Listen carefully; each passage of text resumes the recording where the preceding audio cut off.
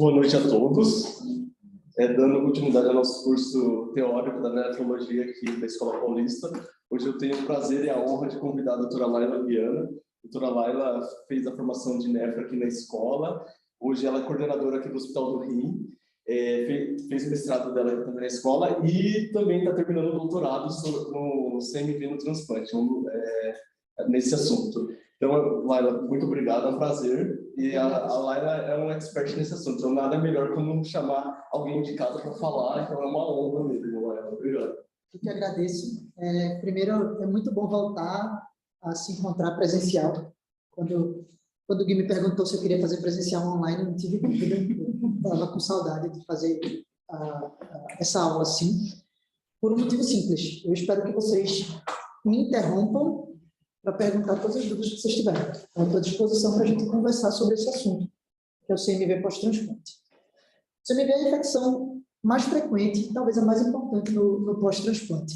Essa vai ser a nossa agenda de hoje. Então, a gente vai conversar sobre o vírus, sobre a epidemiologia, sobre a patogênese do vírus.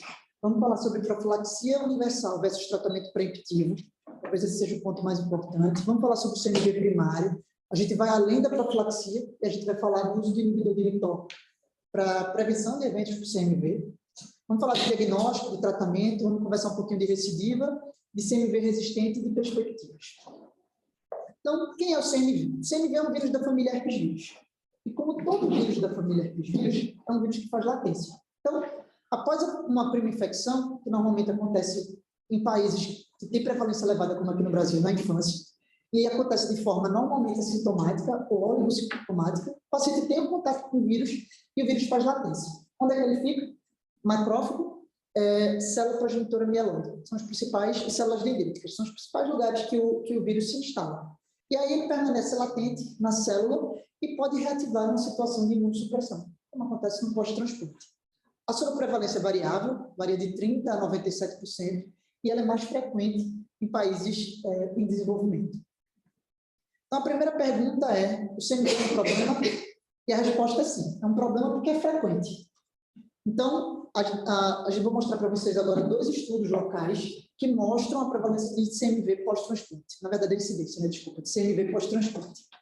Esse primeiro estudo, que foi um estudo publicado aqui do Hospital do Rim, publicado em 2013, foi uma análise prospectiva de 144 transplantes de rim. Todos os pacientes usavam tacrolimo, azathioprina e micfenolato, e nessa época a gente não fazia ainda a indução com timoglobulina para todo mundo, então a indução era variável. E a incidência de CMV nessa época foi de 50%.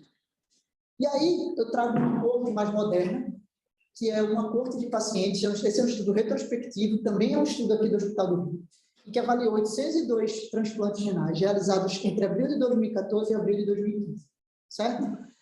A gente só incluiu pacientes que utilizavam tacrolimo, prednisona e azathioprina ou micfenolato. Então, a gente excluiu pacientes que utilizavam inibidor de mTOR e excluímos também os idênticos. Então, a gente já fazia, em média, 900 transplantes, 950 transplantes por ano, por isso que essa corte tem 800 pacientes. E a incidência global de CMV foi de 42%. Mas desses, 52% eram em pacientes que utilizavam micfenolato e 33% em pacientes que utilizavam azathioprina. Então, a viremia ou doença pelo CMV, ela é bastante frequente, isso é um problema. E como é que acontece? Paciente, diante de um caso, né, paciente transplanta, é um receptor de órgão sólido, e aí quando o vírus está em latência, diante de uma situação de imunossupressão, o vírus começa a replicar.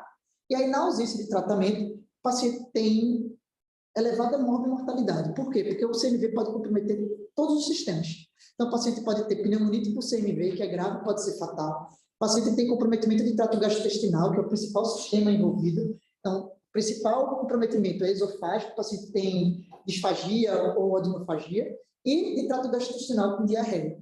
E, além disso, pode ter comprometimento de sistema nervoso central e retina. E retina, se não adequadamente tratada, pode levar à cegueira. Então, ela é um problema porque ela é frequente, e ela é um problema porque, se ela não for adequadamente tratada, ela pode ser muito grave. Além dos efeitos diretos, que são o vírus está presente, replica e causa CMV, existem também os efeitos indiretos do vírus.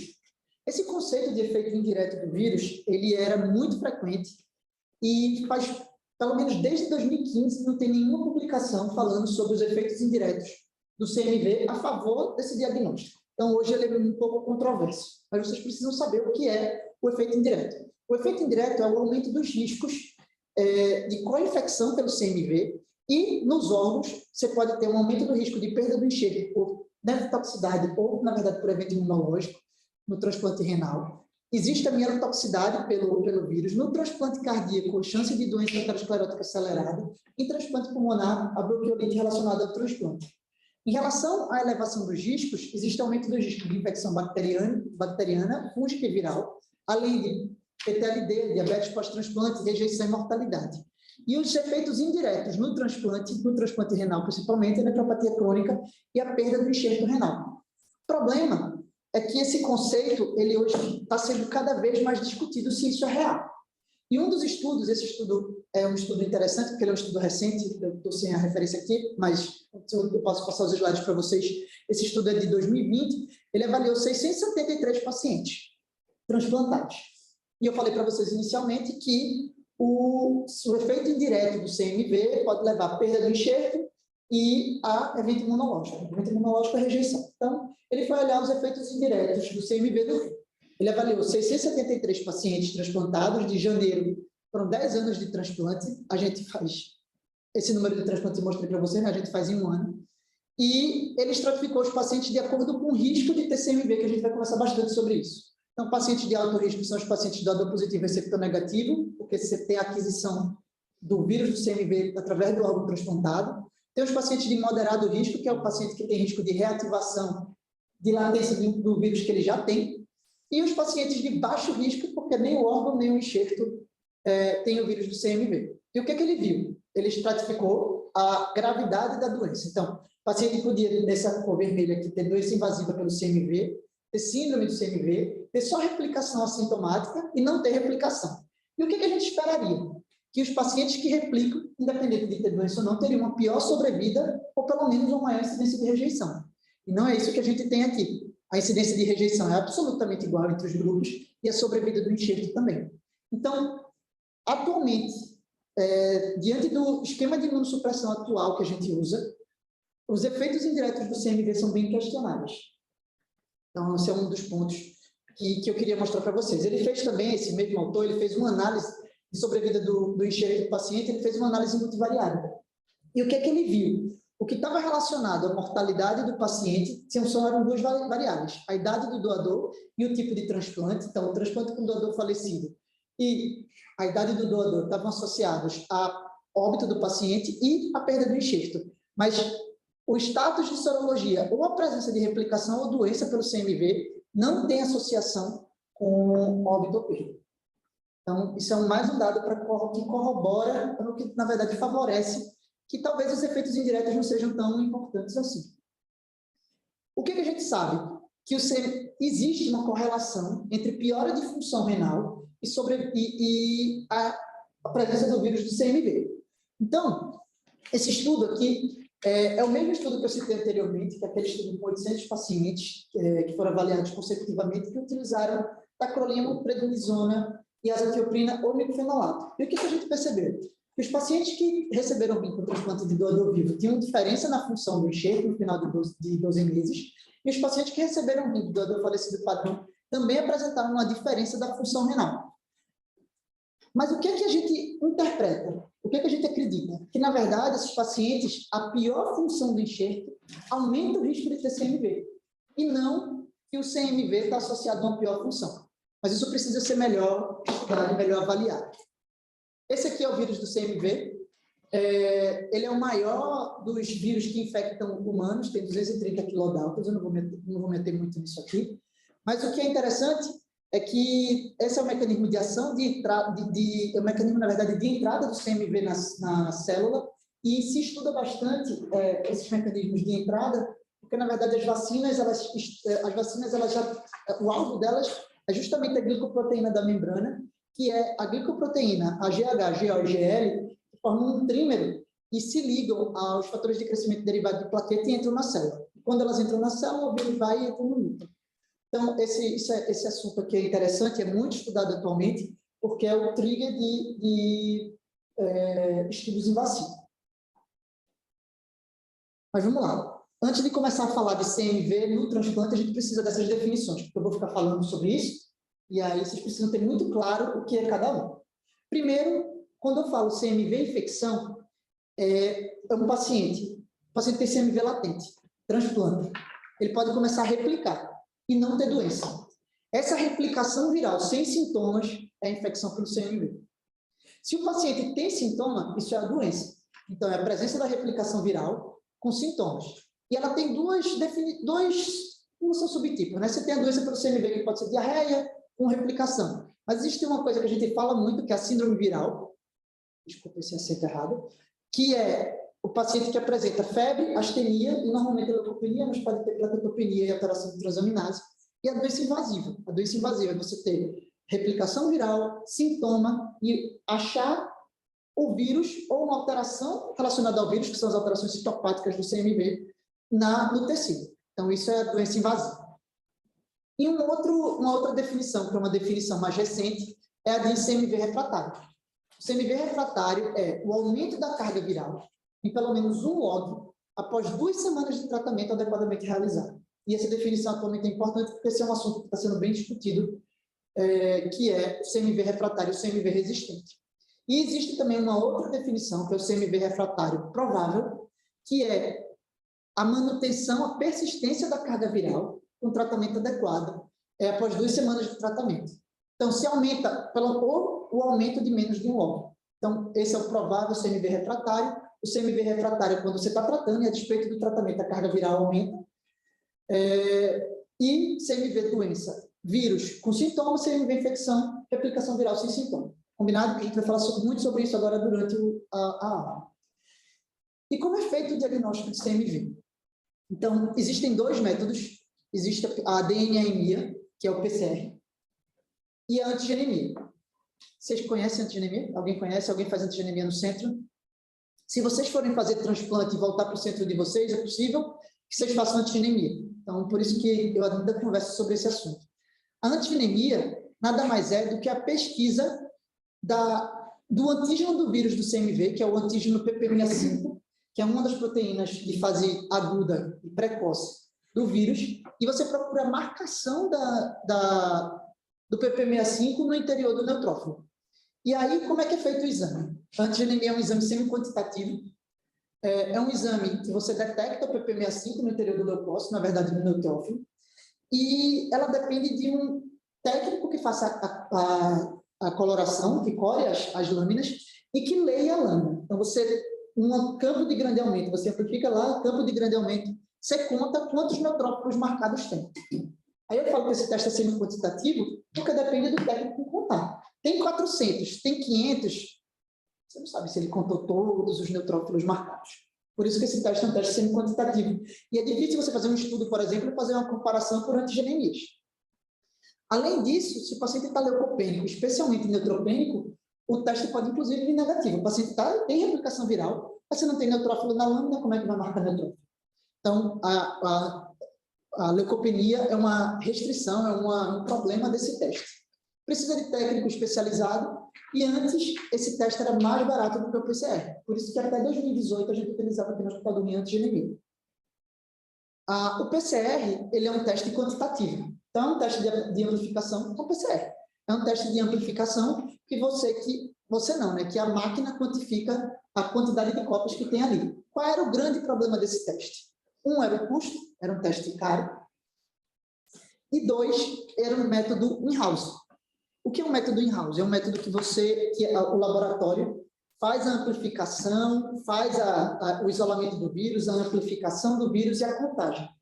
E aí, o meu método provavelmente era diferente do método de outro laboratório. E você também não conseguia comparar os testes. Hoje, existem 2 kits principais, que são kits internacionais, que são normatizados. Então, hoje esses testes são facilmente comparáveis entre centros.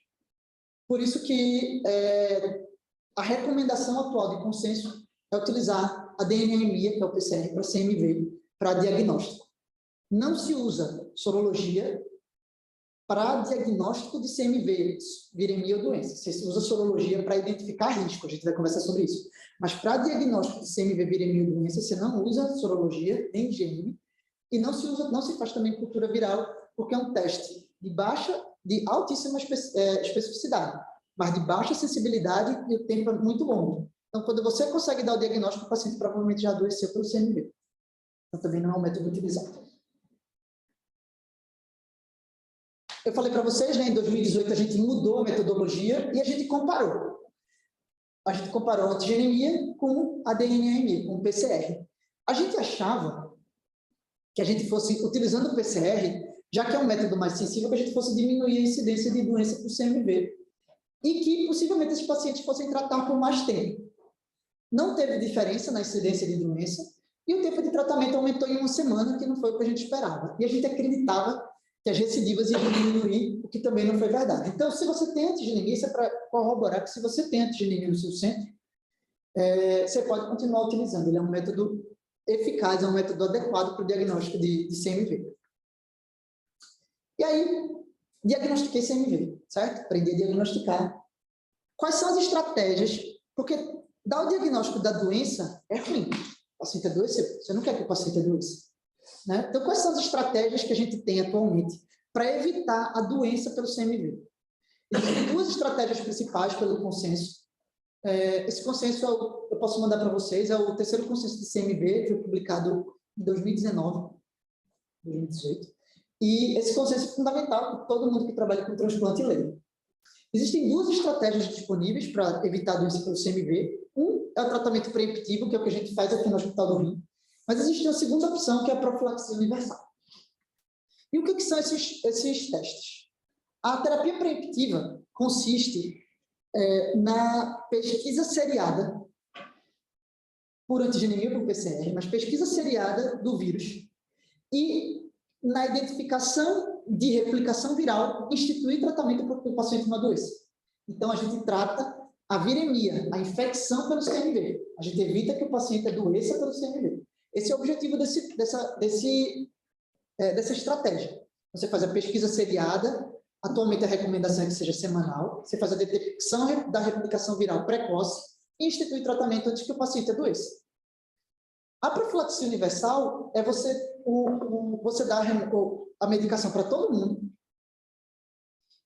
e esse tratamento dura de 3 a 6 meses, a depender do risco do paciente. Se ele tem um risco maior, que é o paciente que recebe o órgão infectado e nunca teve contato com o vírus, ele recebe 6 meses de tratamento, e ela também é uma estratégia que previne doença pelo CMV.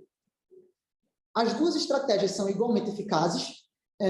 Esse estudo é um estudo antigo, até um estudo com valaciclovir, mas ele mostra que se você fizer o tratamento adequado, o tratamento preemptivo semanal adequadamente, a chance de você ter doença pelo CMV é igual a fazer profilaxia oral contínua. Então, você pode utilizar as 2 estratégias. Isso depende do seu centro. A escolha da estratégia. Por quê? Porque as 2 previnem doença pelo CMV. Inclusive o doador positivo e receptor negativo. O problema é que nessa situação, você tem que ter um controle bem estrito do paciente, porque ele tem um risco muito maior de adoecer pelo CMV. A profilaxia, o tratamento preemptivo, o diagnóstico é precoce. Por que é precoce? Porque você vai pesquisando o vírus e quem replica antes de 3 meses e você institui tratamento. Esse é o objetivo, na verdade. Identificar os pacientes que replicam e começar a tratar. Na profilaxia universal, já que você trata os pacientes por 3 meses, eles não desenvolvem CMV precoce. Só que esses pacientes têm CMV depois de descontinuar. E é uma nota. Os estudos de pacientes que fazem profilaxia universal, 20%, entre 10% e 20% tem CMV tardio. Tem CMV após a descontinuação. Isso é um problema? É um problema. Por quê? Porque com 3 meses, todo mundo aqui já deve ter feito ambulatório pós-transplante, o paciente já está voltando mensal. E aí, o paciente que adoece tem que voltar a passar semanal ou tem que instituir tratamento. Então, identificar esse paciente é complicado.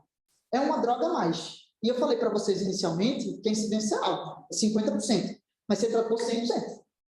Então, você está dando uma medicação a mais para um paciente que já toma uma série de medicações, que tem a medicação imunossupressora, são 3 remédios, mais o tratamento do diabetes, mais as drogas antihipertensivas e um remédio a mais. E essa medicação não é uma medicação sem risco. O valganciclovir, que é a medicação utilizada atualmente, está associada a uma elevada incidência de toxicidade do medula. E aí você faz mielotoxicidade e o paciente usa micofenolato que também faz mielotoxicidade. Então você precisa descontinuar uma droga. Além disso, é difícil tomar remédio. Todo mundo aqui que toma remédio todos os dias sabe. Não é fácil tomar remédio. E os pacientes esquecem. E a má adesão ao tratamento é o maior fator de risco para resistência para CMV. Então, a profilaxia universal tem esses vieses. Aí você diz, então fácil, vou fazer tratamento preventivo para todo mundo. Tratamento preventivo não é fácil. Aqui no Hospital do Rim é fácil, porque a gente faz 900 transplantes, então tem um monte de gente que checa, que olha, que começa a tratar. Qual é o problema do tratamento preventivo? É que você precisa coletar o exame. Então, o paciente precisa vir aqui. Não é fácil, né? Você fazer profilaxia oral contínua, você dá um remédio e o paciente se vira. Para o paciente fazer terapia preventiva, ele tem que vir aqui. Ele tem que coletar exame. O exame não sai em 24 horas. A gente consegue o resultado em 24 horas aqui, mas a maioria dos centros consegue em 48 e 72 horas. E aí, alguém tem que checar. Essa pessoa que checa tem que convocar o paciente, porque ele não vai voltar. Imagina, 2 meses de transplante, volta 3 em 3 dias para ficar checando o CMV, volta sempre, não volta. Então, você tem que convocar o paciente para tratar. Você tem que ter um regime de tratamento que contemple o hospital dia. Ou você vai internar o paciente, porque o ganciclovir, que é a opção terapêutica que a gente tem endovenoso, se a gente tivesse o Valgan disponível, seria mais tranquilo. E não é simples. Então, fazer tratamento preventivo não é simples. Também não é barato, porque tem o custo da monitorização, do médico que está pedindo. A gente tem uma rotina de 320 atendimentos por dia, é relativamente simples fazer isso. Mas imagine um centro que você tem um paciente, então é um médico que vai ter que pedir o exame, daqui a 3 dias voltar para o lugar para checar. A realização do tratamento preventivo também não é simples. Requer uma estratégia de serviço, do serviço que você trabalha. Então, por isso que eu digo, a estratégia que você adotar vai depender do seu centro. E não tem certo e errado, as duas são igualmente eficazes. Existia o benefício da profilaxia universal em relação aos efeitos indiretos do CMV, porque você diminui replicação viral, mas eu mostrei para vocês, efeito indireto é uma coisa cada vez mais controversa. E uma outra vantagem é que o valganciclovir, que é a medicação que se usa, ela diminui o risco ela protege contra outros vírus da família herpes, como herpes simples e herpes zoster. E esses pacientes, já que não tomam a medicação, consequentemente, eles não estão protegidos, né? Então, cada estratégia tem sua vantagem. O maior problema do valganciclovir, que é o que a gente usa, é o custo. Essa pesquisa eu fiz tem 6 meses. Então, deve estar mais caro. E tem um outro problema. Decidimos fazer tratamento preventivo. Eu falei para vocês, demora para sair. O resultado demora 24 aqui no Hospital do Rim, mas fora demora 48, 72 horas. E se alguém não checou e resolveu checar só na próxima consulta, que é em 1 semana, talvez o paciente adoeça. Essa é uma estratégia que precisa que todo mundo seja aderente ao protocolo. O paciente e o médico também precisam ser aderentes. Por quê? Porque o paciente que é receptor positivo, ele dobra o vírus em 3 dias. E o paciente que é doador positivo, receptor negativo, dobra a carga viral em 1 dia e meio. Então, imagina, você começa a fazer o tratamento preventivo. E aí você pede na quarta-feira. Vem 4.000 cópias, 4.000 unidades. Se o paciente é doador positivo, receptor negativo, na sexta-feira já está 8.000. Se você não checou, que era o dia que você devia checar, veio o final de semana. Não chequei. Segunda, já está 16.000. Se você só avaliar esse paciente de novo, ele já vai estar com pelo menos 32.000 cópias. E ele pode adoecer por causa disso. A gente tem um estudo aqui que mostra que acima de 10.000 cópias, o risco de adoecer ela é maior. E ter dormência pelo CMV. Então, se você for fazer tratamento preventivo, você tem que ser aderente ao protocolo. E aí, como é feito aqui o protocolo institucional? A gente faz tratamento preventivo, mas a gente não faz para todo mundo. A gente faz apenas para os pacientes que usam micofenolato ou pós-tratamento de rejeição e para todos os pacientes que são doador positivo e receptor negativo. Então, os pacientes fazem, eu coloquei, isso aí, a gente faz a partir do 21º PO, eu vou mostrar para vocês por que a gente faz a partir do 21º PO, a literatura, o conceito fala para fazer a partir do 10º. O intervalo é semanal, e a gente faz nos pacientes de maior risco até de 90, e nos pacientes de menor risco, que usam só micofenolato, mas não é alto risco imunológico, não tomou dose extra de timoglobulina, não é doador positivo, receptor negativo, a gente faz intervalo semanal até de 60, e a partir daí a gente faz intervalos quinzenais. Todos os pacientes seguem por 90 dias. Se o paciente nesse ínterim tiver um episódio de CMV, a gente zera o tratamento preemptivo, faz 3 meses de novo. Pós-tratamento de rejeição, independente do tempo pós-transplante, a gente faz por 3 meses, começando 7 dias após o fim do tratamento. Combinado? E aí, eu falei para vocês que eu ia falar dos tratamento preemptivo, profilaxia universal. Eu acho que ficou claro. Se vocês tiverem alguma dúvida, vocês perguntem. Mas o objetivo dos dois é evitar doença pelo CMV. Você pode dar ou remédio para todo mundo, ou só tratar quem está replicando. As duas estratégias estão adequadamente corretas. Existe uma terceira opção de tratamento, que é o uso do inibidor de mTOR para evitar a doença pelo CMV. Esse estudo é um estudo aqui do Hospital do Rio. É um estudo que foi publicado em 2015. E esse estudo foi o primeiro estudo que avaliou o uso do inibidor de mTOR para prevenção da infecção da doença por CMV. Já se sabia, porque o inibidor de mTOR é uma droga bem antiga, já se sabia que o inibidor de mTOR parecia estar associado a uma menor incidência de CMV. Você convertia e via que os pacientes não tinham CMV. E aí foi feito esse estudo. Esse estudo aqui é um estudo de Dr. Hélio, e ele fez 3 braços. O primeiro braço, que é o braço basiliximab e miclofenolato, é o braço, eu vou chamar de braço CADIGO, certo? Por que braço CADIGO? Porque o CADIGO orienta, o CADIGO é de 2009, mas a maioria dos centros ainda utilizam esse protocolo de imunossupressão, que é a indução com basiliximab e manutenção com tacrolimo e miclofenolato. Esse era um braço. Os outros 2 braços são braços experimentais. Um utilizou indução com basiliximab, que era a indução que se orientava na época que esse estudo foi feito, e era a indução que a gente fazia aqui no Hospital do Rio para alguns pacientes. Então, basiliximab, tacrolimo e verolimo. E o terceiro grupo experimental foi o grupo timo, tacrolimo e verolimo. O que a gente achava? A gente achava que o grupo basiliximab e verolimo fosse o grupo que fosse ter menor incidência de rejeição. Porque já tem vários estudos, quando vocês forem estudar CMV, vocês vão ver, tem vários estudos que timoglobulina é fator de risco para desenvolver CMV. Mais um fator de risco quando você usa timo com tacrolimo e fenolato. Mas então, a gente achou que a gente vai usar um esquema de indução menos potente para a prevenção da rejeição, mas também mais seguro para infecção. Então, acredito que esse grupo aqui vai ter a menor incidência de CMV. Isso não foi verdade. Esse slide aqui mostra a incidência de CMV no primeiro ano pós-transplante. O grupo basiliximab e miclofenolato teve uma incidência de CMV de 37,6%, que é mais ou menos a incidência que a gente esperava, que é a incidência que a gente tem dos outros estudos prévios, usando o timoglobulina. O grupo basiliximab e verolimo, uma incidência de quase 11% de CMV, e o grupo timo e verolimo, uma incidência de 4,7%. Por que essa diferença? A resposta está aqui.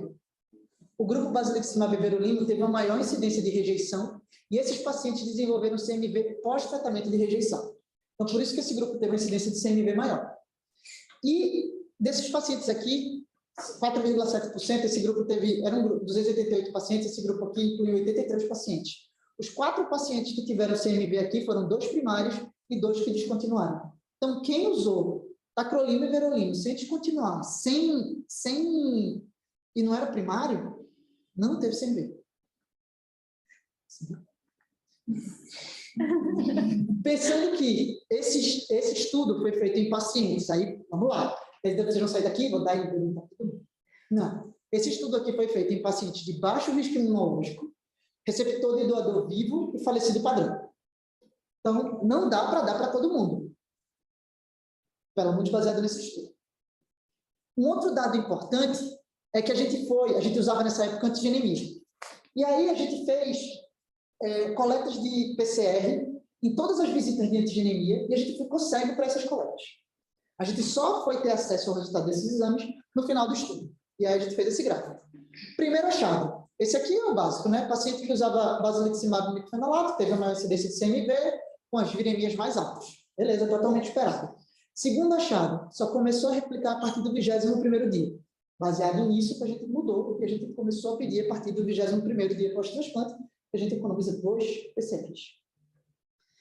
Terceiro achado, o grupo basiliximab e verolimo teve CMV, mas a incidência no começo é bem baixa, ó, parece a mesma incidência do timo e verolimo, mas teve uma incidência de CMV tardio, pós-tratamento de rejeição, corroborou a nossa hipótese.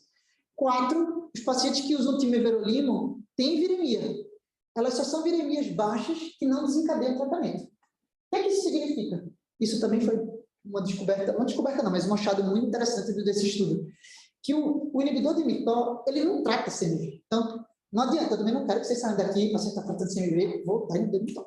Não, o inibidor de mTOR não trata CMV. O que acontece? O vírus do CMV, ele utiliza a via do inibidor de mTOR para replicar. E aí, se essa via está inibida pelo inibidor de mTOR, o vírus não consegue replicar. Mas se o paciente não tem resposta imune, que é o primário, é o paciente que é negativo e recebe um órgão infectado, não importa se a via está bloqueada ou não, porque ela vai ser utilizada. O paciente nunca teve acesso, então nunca teve contato com o vírus, ele não tem resposta celular para conter o vírus. Então, o paciente faz viremias, mas essa viremia é contida. E a segunda coisa que o inibidor de mTOR faz é que ele aumenta a quantidade e ele aumenta também não é a sensibilidade da palavra, mas a qualidade do linfócito TCD8 que combate o vírus. E, na verdade, ela faz isso em relação a outros vírus. Foi feito um estudo com aerovírus, eu nem conhecia esse vírus, mas foi feito um estudo experimental com aerovírus e o inibidor de mTOR aumentou a qualidade dos linfócitos para esse vírus. É porque, nesse caso, a gente está estudando o CMV. Então, baseado nesse estudo, pacientes que recebem uma indução com timoglobulina na dose única de 3 mg/kg, foi por causa desse estudo que a gente mudou o nosso protocolo de indução, e usa tacrolimo e everolimo, esses pacientes eles têm uma menor incidência de infecção pelo CMV, a incidência de infecção é menor que 5%, tem uma incidência baixa de rejeição, a incidência de rejeição menor que 10%, é uma incidência de rejeição no primeiro ano pós-transplante excelente, e parece que não é necessário nem monitorizar. Então, se você dá inibidor de mTOR e o paciente não descontinuou, você não precisa nem monitorar. O risco dele de ter CMV é muito baixo. Lembrando, e esse é um outro problema dessa combinação, é que essa combinação é muito nefrotóxica. Então, e elas potencializam os efeitos. Do mesmo jeito que a utilização dessas drogas ela é eficaz para a prevenção da rejeição igual, vocês viram, ao micofenolato, quando você usa quando a concentração de tacrolimo fica maior do que 5, aumenta muito o risco de nefrotoxicidade. Então, é um regime que é mais difícil de ser utilizado. Primeiro, porque o médico precisa controlar 2 drogas, com micofenolato você dá um micofenolato e deixa. Não precisa medir nada. Aqui não. Você tem que medir 2 concentrações, a de tacrolimo e a de everolimo, e a faixa terapêutica do tacrolimo é muito estreita. Então, você tem que deixar entre 3 e 5. Por isso que não é um esquema que dá para usar para todo mundo. Segundo ponto. Só dá para usar para aquele grupo de pacientes e você precisa ter dosagem de tacrolimo, de concentração sanguínea de tacrolimo, concentração sanguínea de everolimo, que nem não é todos os centros que conseguem, e o ajuste é muito estreito, é muito fino. Então, como é que o inibidor de mTOR age? Ele aumenta a qualidade e a quantidade de células CD8 específicas e o vírus ele utiliza o maquinário da via do mTOR para replicar, e aí ele está inibido. Então, esse é o mecanismo de ação. Depois desse estudo, a gente fez um outro estudo, que a gente chamou de timeverolimo na vida real.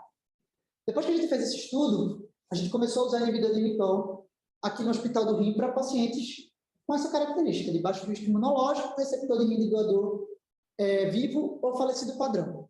E o nosso plano era saber se, agora sem ter o protocolo que checa, que liga, que institui, porque o pessoal do protocolo vai fazer tudo isso. Não vamos ter mais eles fazendo isso. Quem vai fazer agora é o médico assistente. Será que a incidência de rejeição, CMV e aderência ao tratamento é diferente?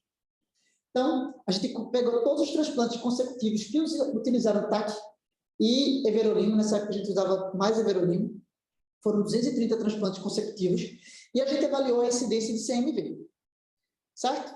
Então, esses pacientes, a grandíssima maioria não fez tratamento preemptivo. Quem não fez tratamento preemptivo? Quem era risco moderado ou baixo. Então, pacientes que eram receptor positivo ou doador negativo ou receptor negativo, não fizeram tratamento preemptivo. Quem fez tratamento preemptivo? O doador positivo e receptor negativo, que foram os 2 pacientes da outra corte que tiveram CMV. Então, vamos começar por esse grupo aqui. Pacientes que não fizeram tratamento preemptivo e não tiveram rejeição e não descontinuaram, nenhum caso de CMV. Não queria para aí não agora. Tudo bem, vamos para essa outra coluna aqui. Pacientes que não fizeram tratamento preemptivo, mas trataram rejeição. Se o paciente tratou rejeição e descontinuou everolimo, teve CMV. Mas se ele tratou rejeição e não descontinuou, não teve CMV. Terceiro grupo, paciente que não fez, começou com inibidor de mTOR, mas teve que descontinuar por qualquer motivo. O inibidor de mTOR tem, o inibidor de mTOR, ele atua no citoesqueleto do podócito, aumenta um pouco o risco de proteinúria. O inibidor de mTOR, o ciclo celular tem a fase G1, S, G2. Lembra do ciclo? O S, quando dobra, ele atua lá na fase S, então ele aumenta um pouco o risco de complicação cirúrgica, então em alguns pacientes precisam descontinuar. E quem descontinuou, se descontinuou antes de 90 dias pós-transplante, o benefício do CMV, o benefício do uso da medicação não aconteceu. Então, 4 pessoas desenvolveram CMV. Mas se descontinuou depois de 90 dias, 0 episódio de CMV. Se o paciente é doador positivo, receptor negativo, não importa, não teve rejeição, não teve descontinuação e teve CMV. Esse regime de imunossupressão, ele não previne CMV nos pacientes de altíssimo risco. Esse é o primeiro recado. Segundo recado, se você usa inibidor de TAC e inibidor de mTOR e não trata a rejeição, não descontinua, não precisa monitorar o paciente. Se você tem tratamento de rejeição e descontinua, ou se você descontinua o paciente antes de 90 dias, você precisa fazer tratamento preemptivo. Então, esses foram os dados de vida real. Nossa incidência de CMV foi de 7%. A incidência de rejeição também foi de 10% em um ano. Então, igual ao do estudo. É um regime que realmente é eficaz na prevenção da rejeição. 15% de proteinúria e 25% de descontinuação. Só para vocês terem uma ideia, em relação à descontinuação, vocês podem pensar, caramba, 1/4 dos pacientes descontinuou, né? Não é. Tem um estudo nosso também, que avaliou o micofenolato, e em 3 anos, esse estudo é de 1 ano, mas em 3 anos, 50% dos pacientes não utilizavam a dose que a gente prescreveu de novo lá no POI do transplante. Ou utilizavam menos, ou não utilizavam micofenolato. Então, a intolerância ao regime não acontece só com inibidores de mTOR. E aí, esse foi um estudo local, um estudo unicêntrico. Foi feito, depois desse estudo unicêntrico, 3 estudos multicêntricos internacionais. O maior estudo... Vocês já tiveram aula do doutor? Não. Ele vai mandar vocês lerem esse estudo. O maior estudo multicêntrico, prospectivo e randomizado do mundo, atualmente é o Transform. O segundo maior é aquele que eu falei que era o estudo CADICO, que é o estudo Symphony. Também é um estudo que todo mundo precisa ler.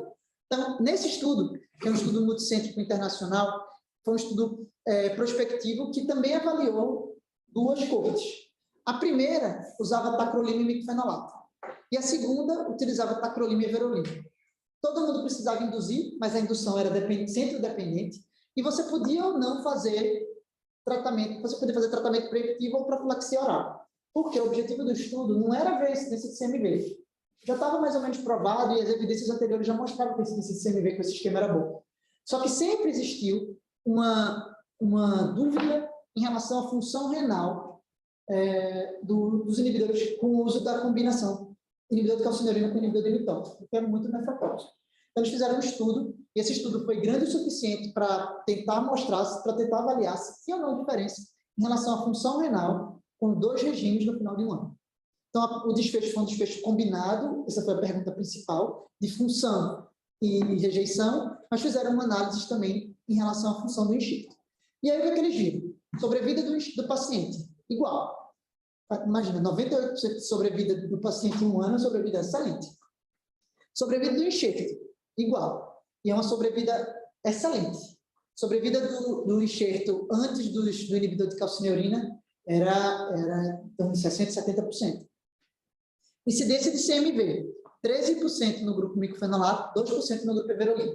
Você diz, poxa, por que a nossa incidência é 50%, a incidência deles é tão maior? Eu podia dizer para vocês, não, porque aqui no Brasil a gente tem uma prevalência de CMV muito maior, talvez a diferença seja essa. Não é. A diferença é que muitos centros utilizavam profilaxia oral contínua e a incidência de CMV, quem já trata todo mundo é menor. Mas mesmo assim, há uma diferença estatisticamente significativa em relação à incidência de CMV. Incidência de rejeição foi igual, isso aqui não teve diferença estatística, e o mais importante é isso aqui. A função renal no final de um ano dos 2 grupos foi exatamente igual. Então, se você fica dentro da faixa terapêutica da concentração de tacrolimo, a função do enxerto não difere entre os grupos. É esse gráfico. Exatamente igual, em todas as visitas. Em relação aos eventos adversos, dislipidemia igual, edema bem parecido. Quais são as diferenças principais? Ó, até descontinuação, tá vendo? Igual. O que é que foi diferente? Proteinúria, a incidência de polioma, que foi um pouco menor no grupo, um pouco maior no grupo microfenolato, e claramente a incidência de CMV. Depois desse estudo, eu não trouxe, porque a aula já estava bem longa, mas existem mais 2 estudos multicêntricos internacionais. Um é um estudo que chama US92, que é um estudo americano, que foi um estudo prospectivo, randomizado para 2 grupos exatamente igual, e os achados foram bem parecidos. E o outro grupo é o estudo Athena, que é um estudo europeu, que incluiu centros suíços, e a maioria era alemão. E esse estudo, eles não se importaram muito com a concentração de tacrolimo. Então, a incidência de CMV foi ótima, acho, perfeito. Mas o grupo tac-verolimo teve uma pior função renal no final de ano. Porque eles não obedeceram, não. A faixa terapêutica do tacrolimo dele era mais ampla, corroborando a nossa ideia de que você tem que obedecer a faixa terapêutica. Então, depois disso, esse é o nosso novo protocolo, que já é um protocolo bem antigo. Pacientes que recebem doador vivo e doador falecido padrão podem receber azatioprina ou inibidor de mTOR. Os doadores de critério expandido não entraram nesse grupo, os pacientes de maior risco imunológico não entraram nesse grupo. O idêntico, a gente não tem problema com o idêntico, a gente não usa indução, eles usam só tacrolimo, uma dose baixa, só azatioprina, eles também não têm CMV, então eles também não entraram nesse regime. Certo? Então, para esse grupo de pacientes, a gente já tem uma potencial solução para o problema do CMV. E aí, eu falei para vocês que a gente não usava timo para todo mundo, usava basiliximab, e a partir daqui a gente começou a dar timo para todo mundo. O estudo do timoverolino. Aí você diz, caramba, mas se você deu para todo mundo e não está dando inibidor de mTOR para todo mundo, isso não aumentou a incidência de CMV? E a resposta é não. Esse estudo também é um estudo nosso. Com azatioprina, a gente não dava indução, era 0 a indução. E a gente passou a induzir todo mundo com 3 miligramas. A gente achou que a gente fosse diminuir a incidência de rejeição. E talvez a gente fosse penar com uma incidência um pouco maior de CMV. O que não foi verdade. A incidência de rejeição antes da indução foi de 22%, e a incidência de rejeição pós-indução foi para 6%. Então, a diferença aqui é clara, estatisticamente significante. Foi um estudo com 930 pacientes. E a incidência de CMV foi igual. Foi feita uma análise depois sensitiva com score de propensão para avaliar porque tinha 33 e 27. E esse grupo de pacientes aqui tinha mais primário. Então, por isso que teve esse número. Quando a gente equiparou as amostras, não teve diferença em relação à incidência de CMV nos 2 grupos. Então, a gente pensou, é seguro da timoglobulina, porque a incidência de CMV não aumentou, e é eficaz na prevenção da rejeição. Então, depois disso, isso corroborou o uso da timoglobulina para todos os pacientes. E quem usava microfenolato antes, a gente dava mais timo. A gente dava 6 mg quilo de timo nos pacientes de RIN de critério expandido. E a gente reduziu para 3. Nossa expectativa vai manter a incidência de rejeição, porque o risco imunológico dos nossos pacientes é baixo, e vai diminuir a incidência de CMV.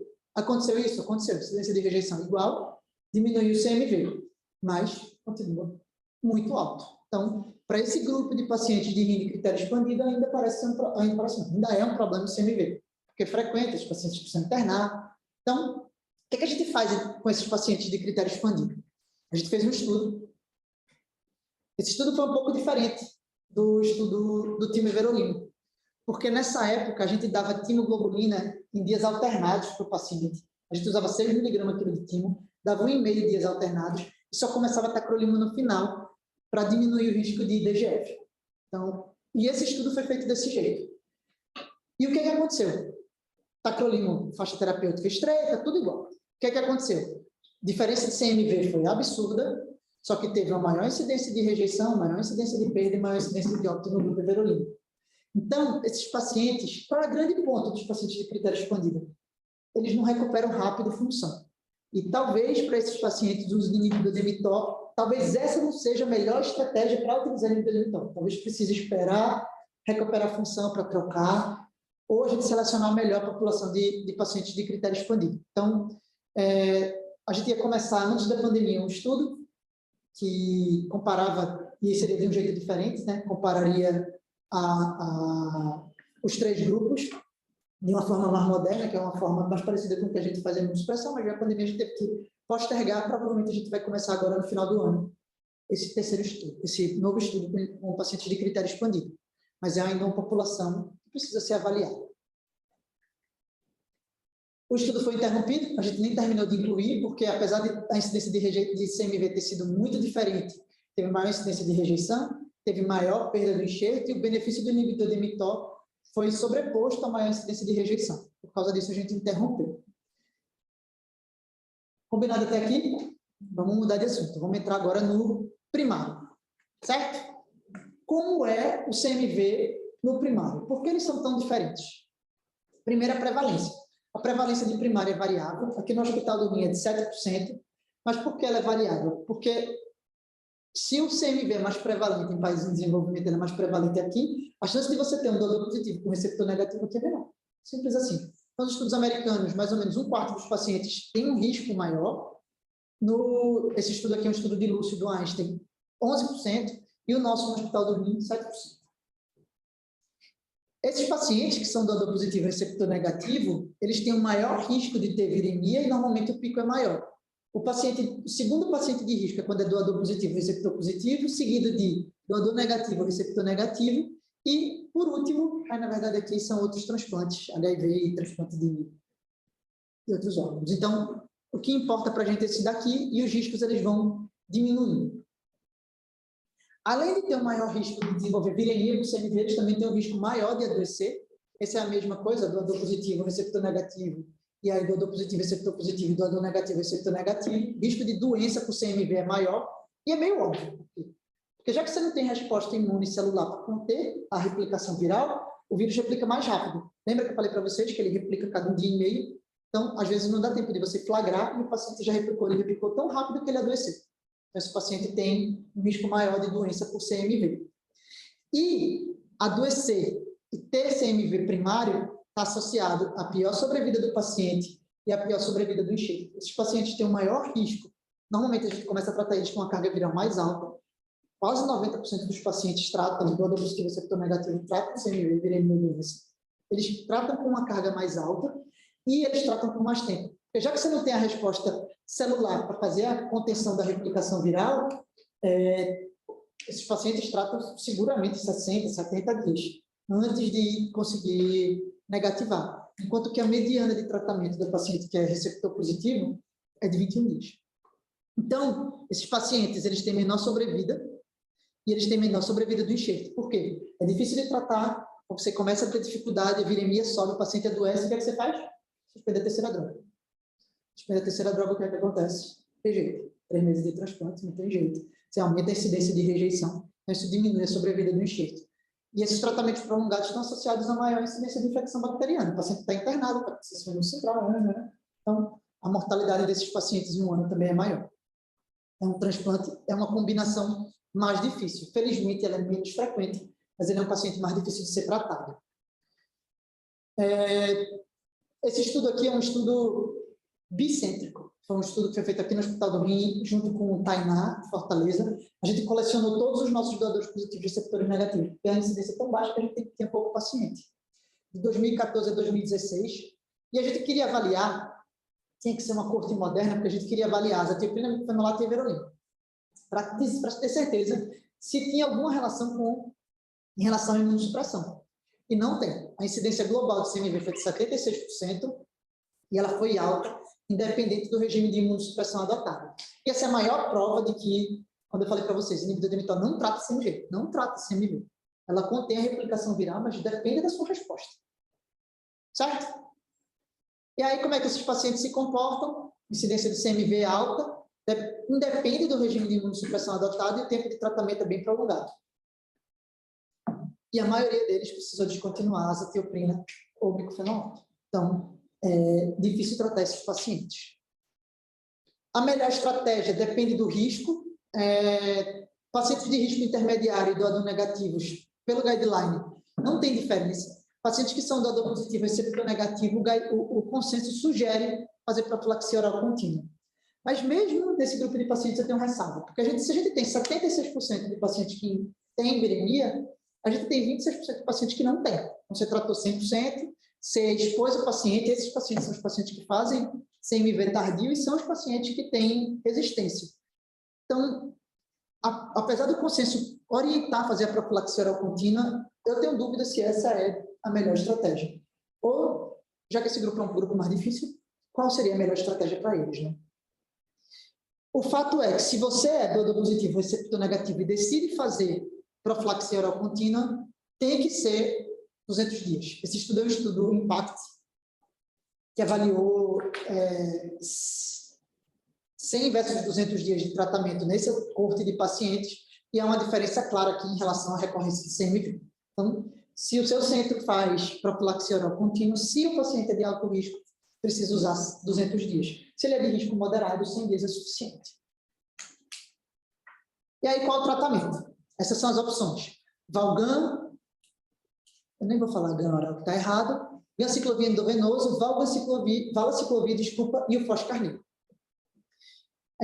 O ganciclovir oral não é recomendado atualmente para tratamento e nem deve ser utilizado para profilaxia, porque 1 grama 3 vezes ao dia são mais ou menos 24 comprimidos por dia. É impossível tomar 24 comprimidos por dia. Então, vocês cortam o ganciclovir oral. Sopra, valganciclovir, ganciclovir endovenoso, valaciclovir e foscarnil. O último estudo de valaciclovir, eu acho que era que eu vi, é de 2009. Então, cada vez mais se utiliza menos essa opção terapêutica. Ela não serve para tratamento, ela só serve para profilaxia e ela não serve para outros órgãos sólidos. Só tem estudo para transplante de rim. Então, valaciclovir a gente meio que corta também. O foscarnil é uma droga que só deve ser utilizada para tratamento e é tratamento de resistência. É uma droga super nefrotóxica.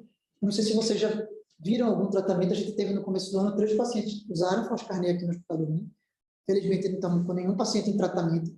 Mas quem usa foscarnil, 60% dos pacientes têm lesão renal aguda, eles perdem função, eles têm uma maior incidência de perda do enxerto e, assim, 100% tem tubulopatia.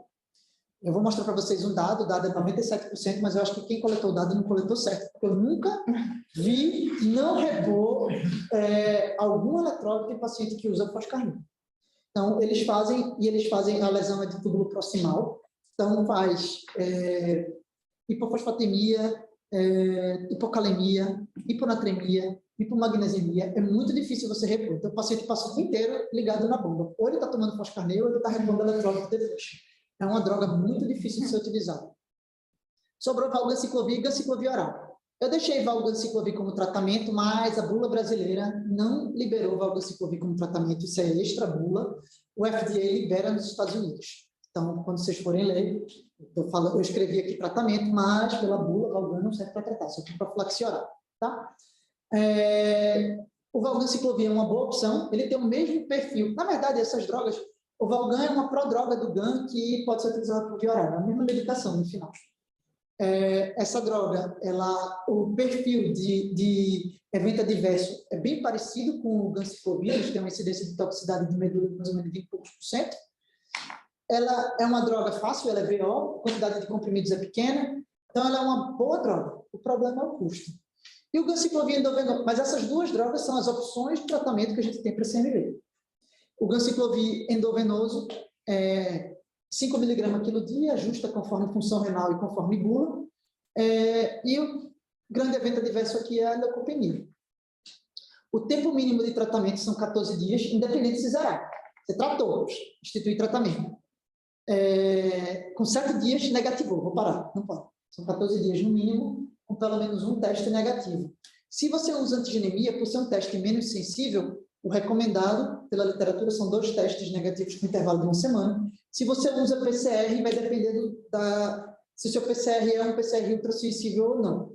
Normalmente, quando o resultado é menor que 200 unidades por ml, e aí o daqui do Hospital do Rim é 137 o atual, o anterior é 31, isso depende do laboratório, do kit que está sendo utilizado, ele é um teste ultrassensível, então você pode interromper com um teste negativo só. Certo? Esses pacientes não foram reconhecidos? Se o paciente é primário, você tem que tratar até negativar. Só um teste, mesmo que seja por PCR, só um teste negativo é suficiente.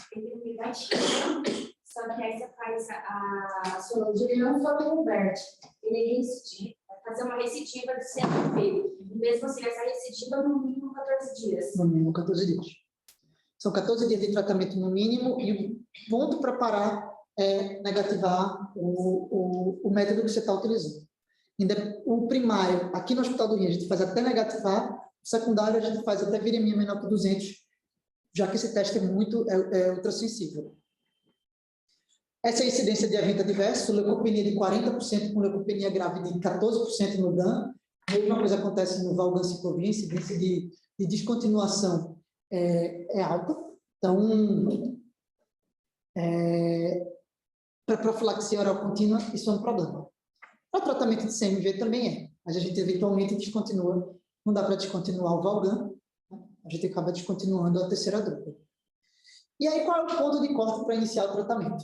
O guideline, ele fala que o ponto de corte não está bem estabelecido na literatura, cada centro tem que pesquisar o seu. E aí a gente fez, aquele mesmo estudo que a gente fez de Meverolimo, 288 pacientes, lembra? A gente fez os PCR semanais, a gente fez uma análise de curva ROC diária sobre a curva para ver qual era a melhor sensibilidade e especificidade.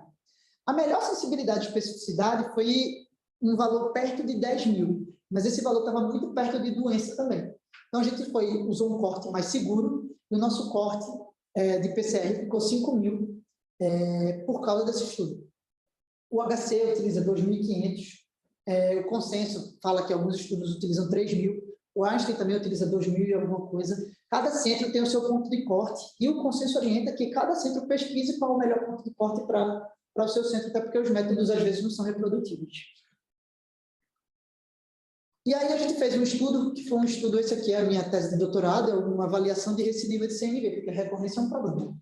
A gente tem uma incidência de recorrência da ordem de 40%. Então, a gente avaliou pacientes que usavam azetilprina microfenolato, que tiveram um primeiro evento, e aí, pós primeiro evento, ele continuava no grupo controle ou era convertido para inibidor de mTOR. E o objetivo era avaliar a incidência de recorrência, certo? E o que é que a gente achou? Foram incluídos, na verdade, nesse período, foram 1.200 pacientes que trataram CMV, a gente incluiu 72, não teve diferença em relação a óbito, perda ou descontinuação, e a recorrência foi 0 no grupo sirolino e de 40% no grupo controle. Então, se você tiver com um paciente que permita a conversão, e o que é permitir a conversão? Tem que ser um grupo de pacientes que eu não separei por falecido padrão ou expandido, porque, na verdade, todo mundo que era padrão já tinha sido incluído com inibidor de mTOR na largada lá antes. O que eu incluí aqui são pacientes que tinham clearance maior que 40, que tem um estudo de conversão, que é o estudo Convert, que mostra que quem tem menos que isso de clearance tem uma pior sobrevida do enxerto. Então, clearance maior que 40, proteinúria menor que 500 miligramas, e aí tem outras variáveis. Quem permitia essa conversão, a gente fez a conversão para inibidor de mTOR, por isso que teve aquela diferença grande aqui de tratamento e randomização. Mas, se você tem a segurança de converter, é uma boa estratégia para evitar a recorrência. A maioria dos pacientes foram 15 recorrências, 11 infecções e 5 doenças, e esses pacientes tiveram uma mediana de tratamento de 21 dias. Não teve diferença na incidência de rejeição, na incidência de CMV ou no óbito. Também não teve diferença da função renal no final de 12 meses. Próximo assunto, resistência. Quais são os fatores de risco para resistência? O principal fator de risco para resistência é o paciente ser doador positivo ou receptor negativo. Tratamento de pacientes com cargas virais muito elevadas e tratamento prolongado também é um fator de risco. Quando é que você suspeita? Quando o paciente não clareia. Como é que é feito o diagnóstico? O diagnóstico de resistência só pode ser feito através da pesquisa de mutação. Pesquisa de mutação é difícil de fazer, porque nem todo lugar faz, e demora muito para sair. Então, quando você tem o resultado, você já teve que começar a tratar. Por isso que atualmente a gente não faz aqui no Hospital do Rio. O diagnóstico real de resistência é feito por pesquisa de mutação, e o tratamento até pouco tempo atrás era foscarnet. Atualmente a gente tem uma nova opção de tratamento, que é o maribavir. Então, esse é um estudo nosso, que Renato que está escrevendo, um estudo que foi feito 8 anos de segmento, e a gente avaliou todos os pacientes que utilizaram foscarnet. Então, primeira informação importante desse estudo, a gente só teve 37 infecções, a nossa incidência de resistência é baixa, 1,37%. A idade média era a idade média dos pacientes que a gente transplanta normalmente, a gente achava que eles fossem ser mais jovens, né? Porque quanto mais velho você é, melhor se você esteja exposto ao vírus, mas a nossa exposição ela é bem precoce. A maioria, grandíssima maioria dos pacientes era doador positivo, receptor negativo. Eles foram convertendo durante o tratamento. E nessa época a gente fez pesquisa de mutação para uma grande quantidade de pacientes e a mutação mais frequente é a mutação L97, a literatura fala isso, seguido da mutação combinada, que era o L97 e o L54. A mutação de L54 isolada não foi vista em nenhum dos pacientes aqui. Isso é bom porque o L54 é a mais difícil de todas de tratar. Então, qual foi o grande problema aqui do Foscarnet? Tempo de tratamento prolongado, mas 97% dos pacientes tiveram distúrbio eletrolítico, 68% dos pacientes tiveram lesão renal aguda, leucopenia, incidência de rejeição maior, perda e óbito. Eles morreram porque eles tinham um CMV que era mais difícil de tratar, então teve óbito relacionado ao CMV, que é uma coisa que provavelmente vocês não viram. E eles perdem o enxerto porque a gente tem que descontinuar a imunossupressão e por causa da lesão renal aguda pelo Foscarnet, que você perde função, é que nem a anfotericina, você perde função e não recupera tudo quando descontinua. Quais são as nossas perspectivas atuais, então? É como conduzir os pacientes de critério expandido, que a gente não tem ainda uma melhor estratégia para esses pacientes, e a gente não tem nenhum estudo local para pacientes de alto risco imunológico, mas tem um estudo espanhol, que incluiu pacientes que, inclusive, usavam inibidor de mTOR de novo, e eles tinham, inclusive, DSA positivo, e a incidência de rejeição não foi diferente, comparando inibidor de mTOR com micofenolato e inibidor de calcinurina. Então, esse esquema parece ser seguro para pacientes de alto risco. Para pacientes de critério expandido, a gente precisa ainda estudar. Perspectiva ainda, avaliação de imunidade celular. A gente precisa de novas opções terapêuticas, porque a gente tem muito pouca opção. E vacina. Vacina é importante não só para o paciente transplantado, mas a principal causa de microcefalia é transmissão intrauterina de CMV. Então, o desenvolvimento de vacina é uma coisa importante para todo mundo, né? Em relação à imunidade celular, não sei se vocês já ouviram falar do IGRA. Tá? Todo mundo está falando do IGRA agora por causa da tuberculose. O IGRA, ele é um teste, vocês conhecem? Mais ou menos, não.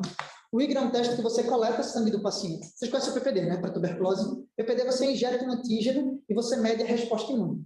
Certo? O IGRA, você coleta sangue do paciente, separa os linfócitos daquele sangue e você coloca antígeno do bicho que você está procurando. Então, pode ser IGRA para tuberculose, pode ser IGRA para polioma, pode ser IGRA para CMV. Aí você coloca antígeno lá do CMV. Se o paciente já teve contato prévio com o antígeno que você expôs ele vai liberar interferon. E é isso que você mede, a quantidade de interferon liberado. Esse é o teste. Qual a importância desse teste? Às vezes o paciente tem resposta imune humoral, mas ele tem aqueles títulos meio baixos, 50, 40, e você não sabe se o paciente tem resposta imune celular. E esses pacientes são os pacientes que desenvolvem CMV. Então, a avaliação da resposta imune, os estudos atualmente, eles tentam utilizar a avaliação da resposta imune para predizer o risco de infecção por CMV. E esses são a perspectiva, são os estudos que estão em andamento. Em relação às novas drogas, a gente tem 3 drogas que estão em estudo. Isso é bom. A gente tem o Maribavir, o Letermovir e o Bricindovir. O Maribavir é uma droga que inibe o L97. Os estudos para profilaxia não foram para frente, então ela não é uma droga que é utilizada para profilaxia, mas ela eu vou mostrar um outro slide mais atual, ela é uma opção terapêutica boa para pacientes que têm resistência ou refratariedade ao tratamento. O Letermovir é uma outra droga que inibe uma outra via. Ela pode ser utilizada para profilaxia oral contínua, mas os estudos para transplante de órgão sólido ainda estão em andamento. Ela está liberada pelo FDA nos Estados Unidos para profilaxia para CMV em pacientes transplantados de medula óssea. E por que ela é uma boa droga? Eu acho que até vai substituir o valganciclovir, para esse grupo de pacientes. Porque ela não causa leucopenia. E para transplante de medula óssea, que você fez ablação de medula e eles já estão propensos à leucopenia, ter uma opção terapêutica que não causa leucopenia e neutropenia é ótimo. Então, ela é uma droga que está sendo utilizada para transplante de medula óssea, ainda não tem evidência para transplante de rim. Tem um estudo que acabou de incluir pacientes, a gente ainda não tem os resultados. O Bricindovir é uma droga também, que é uma prodroga do Cidofovir. Cidofovir não serve para tratamento do CMV, mas parece que o Bricindovir pode ter utilidade. Não foi utilizado como profilaxia e tem um estudo em andamento para avaliação de resistência. Também terminou de incluir pacientes, eu tenho que checar. O Télio tem me falado que tem terminado de incluir, eu vou dar uma checada. E aí, foi feito um estudo, que é o estudo do Maribavir, para avaliação. Eu não vou mostrar muitos dados aqui, porque a aula de quinta-feira da semana que vem vai abordar esse assunto, mas esse estudo do Maribavir, ele mostra, avalia a resistência ao vírus. E é uma droga que parece que é uma droga que tem uma perspectiva futura para esse subgrupo de pacientes boa. Em relação às vacinas, um monte de vacina em estudo, nenhuma vacina aprovada. E é o que a gente precisa saber. CMV é um problema porque é frequente, é um problema que pode matar. Precisa prevenir, existem duas estratégias, essas estratégias dependem da sua instituição e elas devem ser individualizadas em relação ao risco do paciente. A escolha da estratégia depende da população que você vai instituir. Existe uma nova opção de tratamento, que é o novo, que não é tão novo assim, que é o inibidor de mTOR. Essa combinação, inibidor de calcineurina e inibidor de mTOR, ela previne rejeição e ela previne CMV, ela diminui o custo, porque você não precisa ficar monitorando o paciente, e diminui uma droga adicional, que é o valganciclovir. Então, parece, no subgrupo de pacientes que é permitido usar essa combinação, que ela seja uma boa droga. Em relação à recorrência, a conversão é uma possibilidade terapêutica também, então a gente tem uma arma a mais para usar esses pacientes. E o CMV resistente é raro, só que ela é mais frequente em doador positivo e receptor negativo e é difícil de manejar. E aí tem estudos em andamento que estão avaliando novas drogas. Acho que tem melhor perspectiva são o Maribavir e o Letermovir até agora. O que aconteceu? Morreu. Próximo slide. Todos convidados. Semana que vem, quinta-feira, a gente vai conversar sobre os novos horizontes para o tratamento do CMV. Eu espero todos vocês lá. Era isso. Eu acho que eu me estendi um pouco. Peço desculpa se...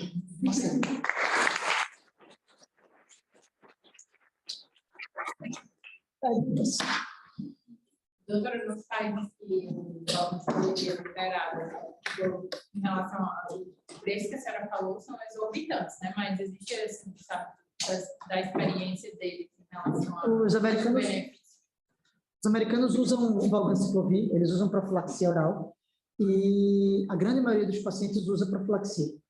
Qual é o grande problema? Descontinuação por toxicidade. Tem um estudo que eu revisei recentemente, está gravando aí?